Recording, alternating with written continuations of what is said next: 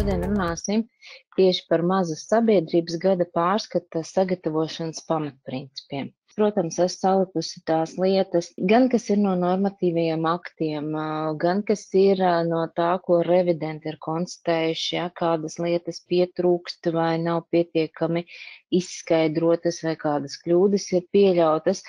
Mums ir tādi atsevišķi posteņi gan bilancē, gan peļņas vai zaudējuma aprēķinā, kur ir tā saucamie kvalitātes rādītāji. Tad debitori, aizdevumi, šaubīgi, bezcerīgi, tur apakšā ir vadības vērtējums. Ļoti precīzi mācētu pielietot šo normu, ir pateikts, ka šīs daļas izpratnē 90 dienu periodu skaita ar nākamo dienu par to, ka šīs te transporta izmaksas tiek izceltas ārā no izmaksām un pieliktas klāt pie preces vērtības.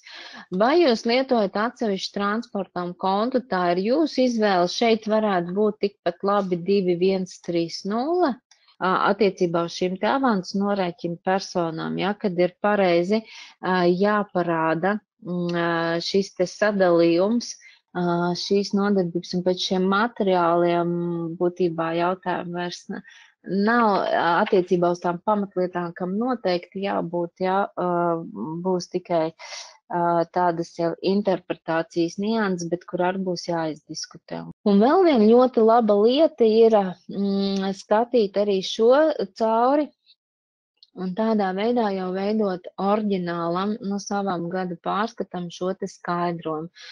Jau izpildījām visu vajadzīgo, jau no paša pirmā gada jau meklējām arī revidentus. Tātad skatāmies, vērtējam, ja mazs uzņēmums ir mātes uzņēmums, viennozīmīgi revidents ir vajadzīgs.